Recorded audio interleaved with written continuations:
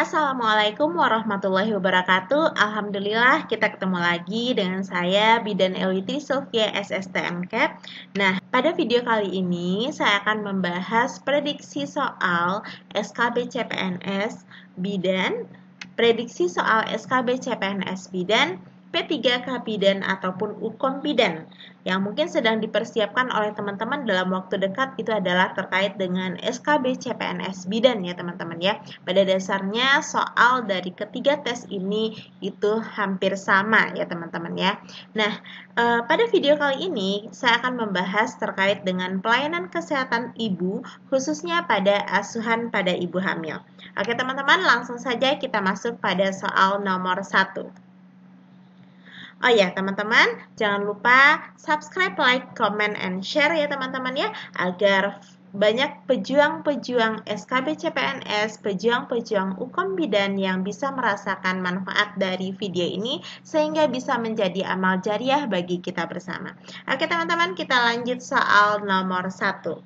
Oke teman-teman, seorang perempuan usia 31 tahun, G2 P1A0, hamil 32 minggu, datang ke rumah sakit dengan keluhan keluar banyak cairan dari kemaluan secara tiba-tiba.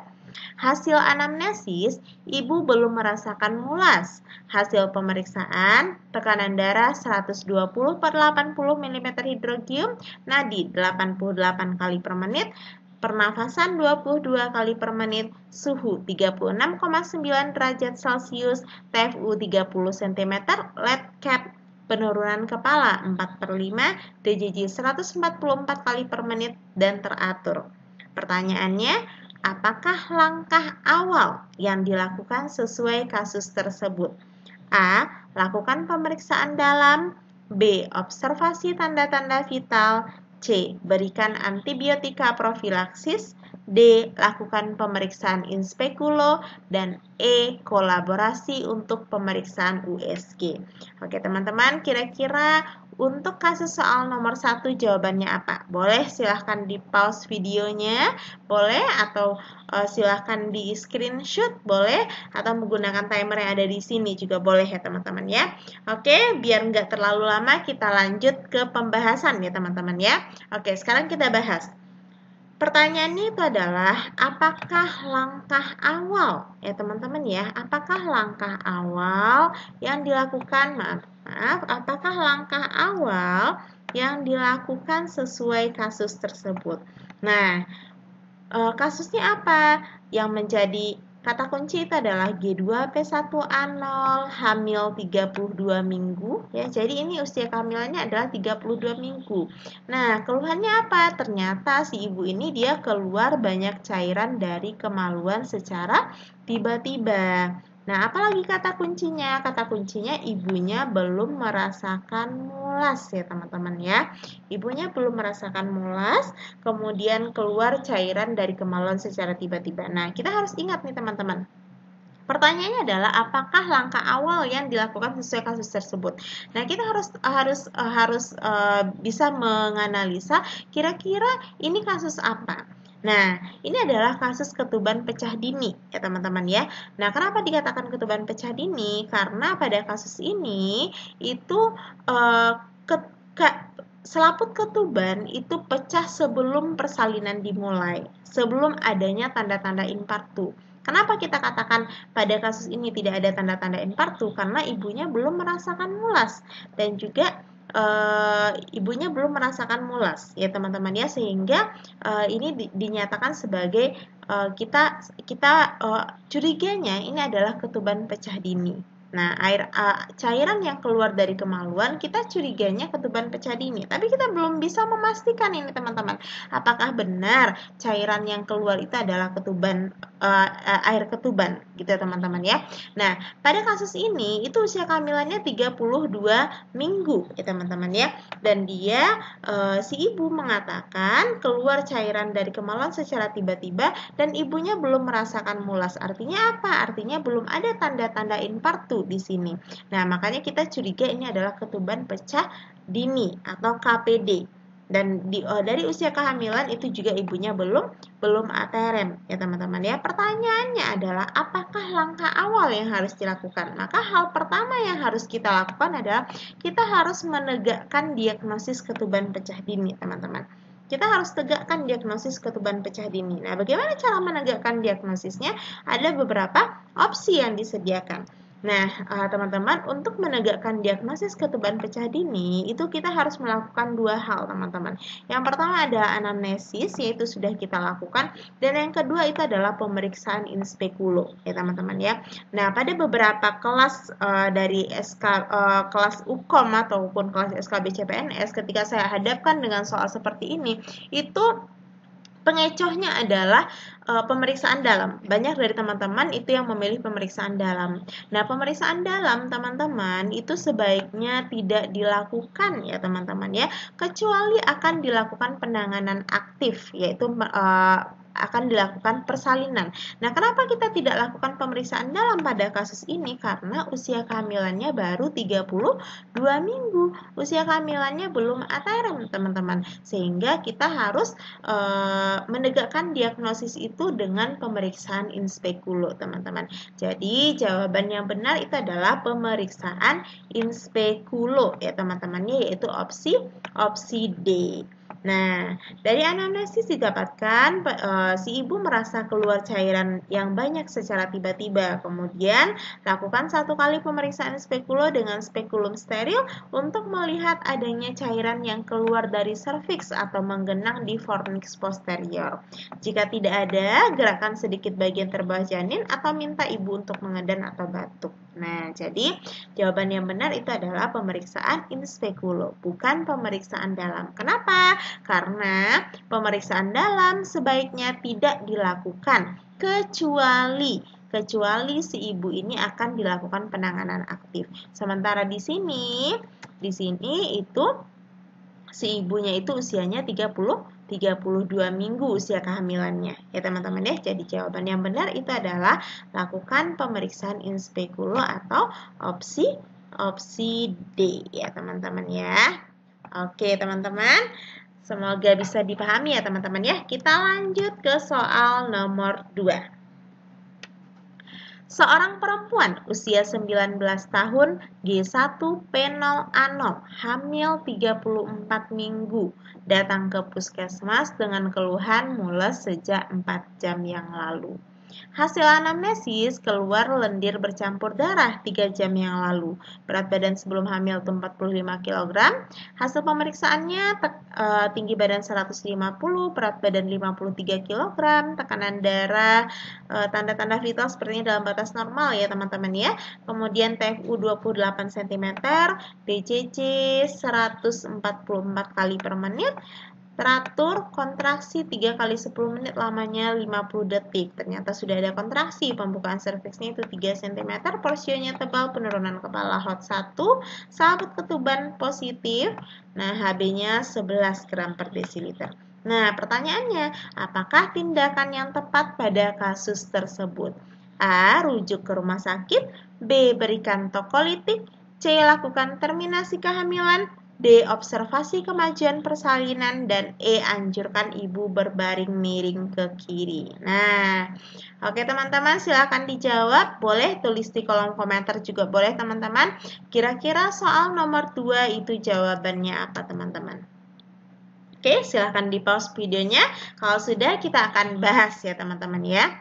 Nah, di sini pertanyaannya adalah apakah tindakan yang tepat ya teman-teman ya pada kasus tersebut. Nah, kasusnya apa? G1 P0 A0 hamil 34 minggu. Ini yang menjadi kata kuncinya ya teman-teman ya. Ibunya hamil 34 minggu artinya apa? Artinya dia belum ATRM ya teman-teman ya, masih kecil dari 37 minggu. Nah, datang ke puskesmas dengan keluhan mules nih sejak 4 jam yang lalu. Dan dia sudah keluar lendir bercampur darah. Hasil pemeriksaannya ternyata ada kontraksinya sudah adekuat ya teman-teman ya. Nah, kemudian sudah ada pembukaan serviks. Artinya apa? Sudah ada tanda-tanda infartu teman-teman. Nah, ibu dengan hamil belum aterem, sudah ada tanda-tanda infartu, apa tindakan yang tepat? Nah, tindakan yang tepat itu adalah merujuk ya teman-teman ya. Karena apa? Karena kasus ini termasuk persalinan preterem dan skema dan pada kasus itu ibunya datang ke puskesmas ya teman-teman ya. Nah, artinya apa? Kasus ini yang kita khawatirkan itu terjadi persalinan preterem karena sudah ada tanda-tanda infartu. Nah, usia kehamilannya 34 minggu ya, makanya kita takutkan persalinan preterem. Nah, apa diagnosis persalinan preterem? Jika usia kehamilannya kecil dari 37 minggu ya teman-teman ya. Kemudian terjadi kontraksi 4 kali dalam 20 menit. Artinya berarti terjadi kontraksi 2 kali dalam 10 menit ya teman-teman ya, atau 8 kali dalam 60 menit diikuti dengan perubahan serviks yang progresif. Di sini juga dikatakan ada pembukaan serviks 3 cm dan pembukaan serviksnya besar sama 2 cm ya teman-teman ya. Nah, ini adalah diagnosis dari persalinan preterem.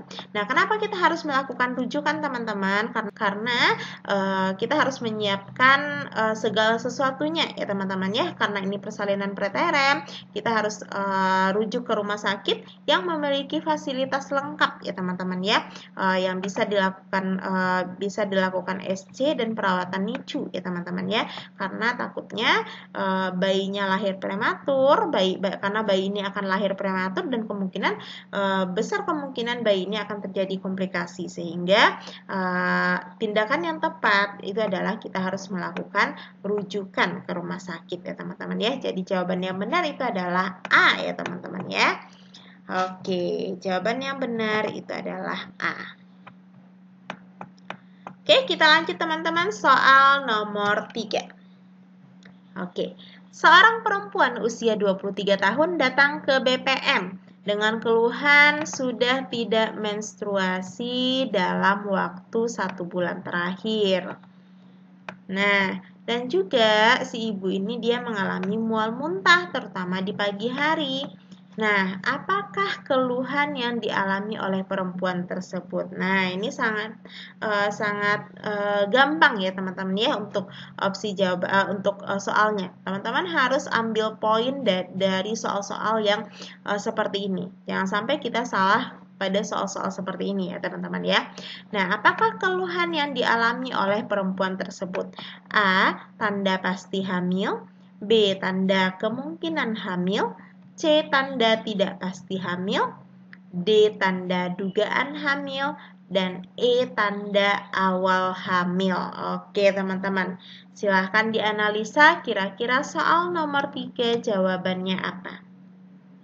Oke, silahkan di pause boleh teman-teman. Kalau sudah tahu jawabannya boleh tulis di kolom komentar ya teman-teman ya. Oke, kita akan bahas teman-teman. Jadi teman-teman, gejala kehamilan itu ada 3 ya teman-teman ya. Teman-teman harus ambil poin pada soal-soal seperti ini. Gejala kehamilan itu ada 3. Yang pertama itu adalah tanda subjektif hamil.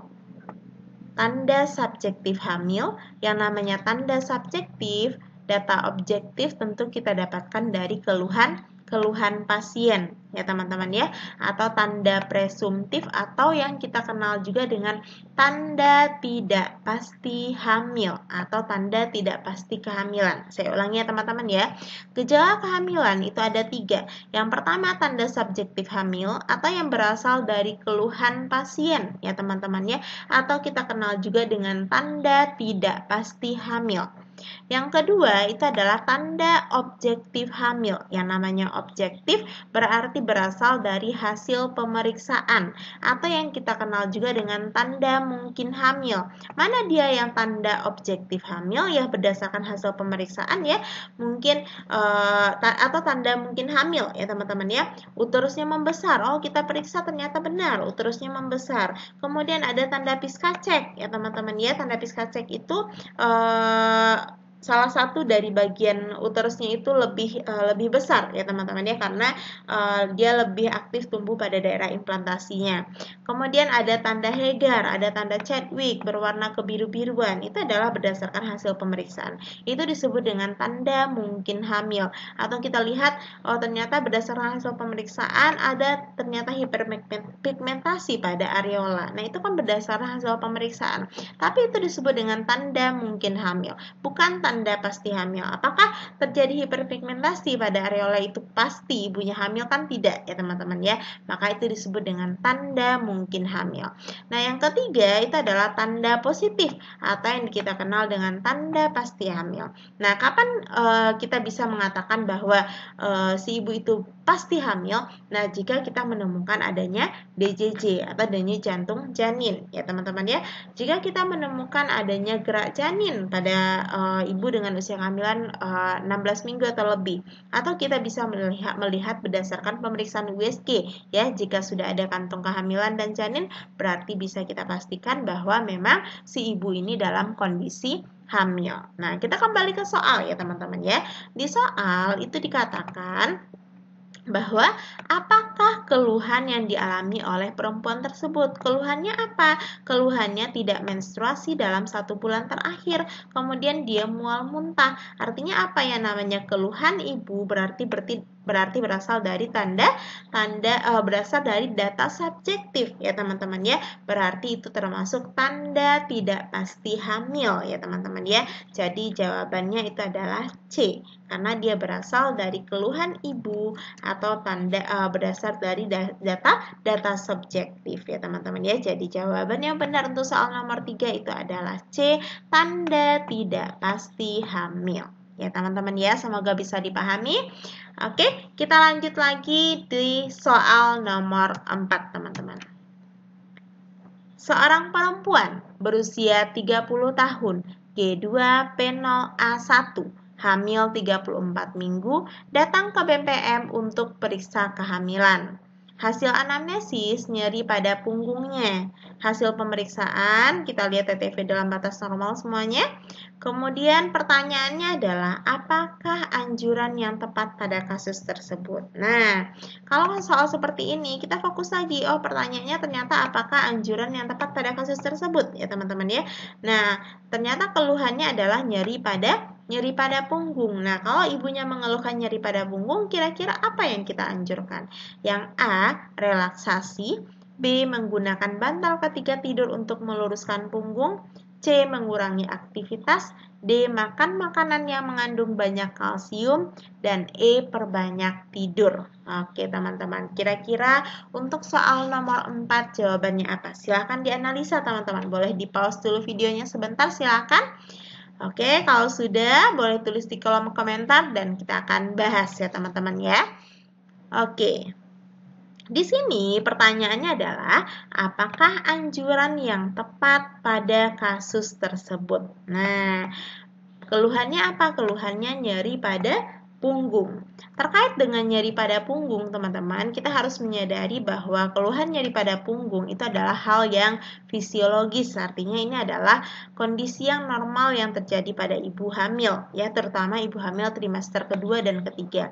Nah, ada beberapa hal yang bisa kita anjurkan kepada ibu hamil yang mengalami nyeri punggung, ya teman-teman ya. Sebenarnya terkait dengan nyeri punggung itu adalah anjuran kita adalah lebih kepada mengoptimalkan posisi ya teman-teman ya, mengoptimalkan posisi ibu hamil, baik posisi tubuhnya ketika duduk ataupun posisi tubuhnya ketika berbaring ya teman-teman ya, sehingga ibu hamil tersebut keluhan nyeri punggungnya itu bisa sangat minimal sekali atau bisa berkurang ya teman-teman ya. Nah, ada beberapa cara agar ibu hamil tersebut ada beberapa cara yang bisa kita anjurkan kepada ibu hamil dengan nyeri punggung. Yang pertama itu adalah melakukan sesuatu dengan posisi tubuh yang baik ya teman-teman ya. Jadi ingat, kalau seandainya ada keluar soal, baik di soal SKB CPNS ataupun di soal UKOM, keluhan terkait dengan nyeri punggung, opsi jawaban yang teman-teman pilih adalah terkait dengan optimalisasi posisi tubuh ibu hamil ya teman-teman ya. Jadi bisa jadi pada soal yang teman-teman dapatkan, opsi jawabannya tidak mirip dengan opsi yang saya berikan. Tapi pilihlah opsi jawaban yang terkait dengan optimalisasi posisi tubuh ibu hamil ya teman-teman ya. Nah, ada beberapa hal yang bisa dilakukan. Yang pertama, melakukan sesuatu dengan posisi tubuh yang baik, kemudian menggunakan bra yang menopang dan ukuran yang tepat, menggunakan kasur yang keras, dan menggunakan bantal ketika tidur untuk meluruskan punggung. Jadi jawabannya benar itu adalah B ya teman-teman ya, menggunakan bantal ketika tidur untuk meluruskan punggung ya teman-teman ya, karena kita tahu bahwa semakin besar usia kehamilan maka tulang belakang akan semakin tertekan ya teman-teman ya, sehingga saat diganjal dengan bantal itu akan terasa lebih nyaman. Jadi jawabannya benar adalah B ya teman-teman ya. Oke teman-teman, kita lanjut ke soal nomor 5. Seorang perempuan berusia 28 tahun, G1 P0A0, usia kehamilan 33 minggu, datang ke PPM dengan keluhan sesak nafas saat tidur. Hasil pemeriksaan tekanan darah 110/70, nadi 82 kali per menit, pernafasan 24 kali per menit. Pertanyaannya, apakah anjuran yang tepat untuk mengatasi keluhan tersebut? Nah, ini juga banyak peserta-peserta persiapan UKOM ataupun SKB yang cukup terkecoh dengan soal seperti ini. Nah, opsi jawabannya adalah tidur telentang, meninggikan kaki saat tidur, tidur miring, merentangkan tangan ke atas kepala, serta mengambil nafas panjang, kemudian bernafas pendek-pendek. Nah, pertanyaannya, oke teman-teman, silakan dianalisa soalnya. Boleh di pause kalau sudah ketemu jawabannya, silakan tulis di kolom komentar ya teman-teman ya. Oke, kalau sudah kita akan bahas teman-teman. Nah, pertanyaannya adalah apakah anjuran yang tepat untuk mengatasi keluhan tersebut? Keluhannya adalah sesak nafas saat tidur ya teman-teman ya. Nah, teman-teman, kita harus memahami bahwa dengan semakin membesarnya kehamilan, maka ibu itu akan semakin sering untuk semakin berat dia dalam bernafas. Karena apa? Karena ukuran uterus itu dia semakin membesar sehingga dia akan menekan rongga dada, teman-teman. Dia akan menekan rongga dada. Nah, jadi untuk mengatasi keluhan ini, itu kita bisa menganjurkan ibu untuk merentangkan tangan di atas kepala serta menarik nafas panjang. Kemudian mendorong ibu untuk selalu menjaga postur tubuh yang baik dan melakukan pernafasan intrakostal. Nah, pernah soal ini saya berikan pada salah satu kelas UKOM teman-teman, dan banyak yang terkecoh dengan menjawab tidur miring ke kiri ya teman-teman ya, atau tidur miring kalau yang ada di opsi ini. Nah, itu jawabannya kurang tepat ke teman-teman, karena kalau tidur miring itu lebih kepada kita memberikan oksigenasi yang optimal kepada si janin. Dan memang benar tidur miring itu akan mengurangi sesak nafas dibandingkan tidur telentang, teman-teman.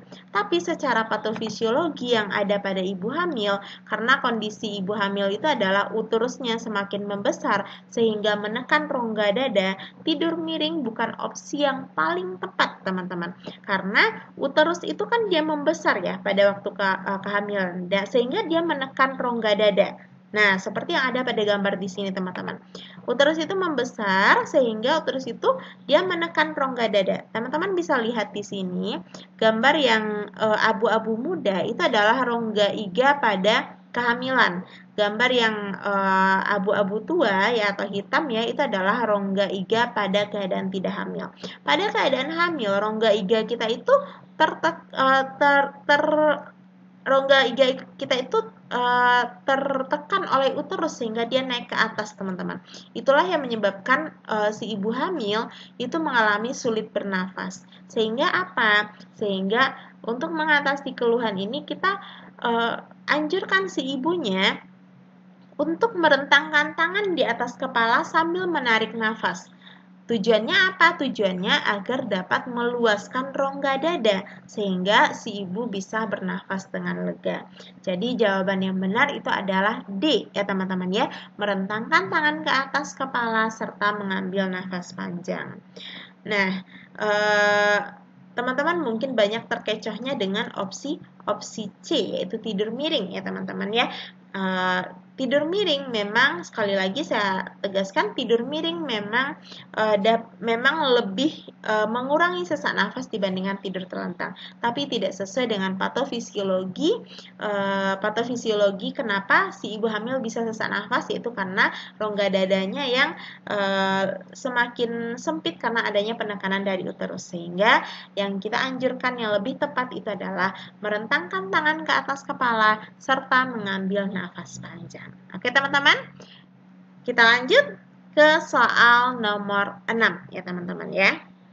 Seorang perempuan berusia 20 tahun, G1 P0 A0, usia kehamilan 32 minggu, datang ke BPM, mengeluh saat bangun tidur tiba-tiba mengeluarkan darah merah segar dari jalan lahir tanpa rasa sakit. Hasil pemeriksaan, adanya perdarahan pervaginam yang encer berwarna segar merah segar, ibu tanpa anemis, tekanan darah 90/60 mm hidrogium, nadi 100 kali per menit, pernafasan 24 kali per menit, TFU pertengahan pusat PX. Pertanyaannya, apakah diagnosis yang tepat pada kasus di atas? A. Sisa plasenta, B. retensio plasenta, C. solusio plasenta, D. atonia uteri, dan E. plasenta previa. Oke teman-teman, silahkan dianalisa kira-kira jawabannya apa. Boleh di pause videonya. Kalau sudah, silahkan ditulis di kolom komentar ya teman-teman ya. Soal nomor 6 itu jawabannya apa? Silahkan tulis di kolom komentar ya teman-teman ya. Oke, untuk soal nomor 6 itu jawabannya akan saya spill di kolom komentar, nanti akan saya sematkan.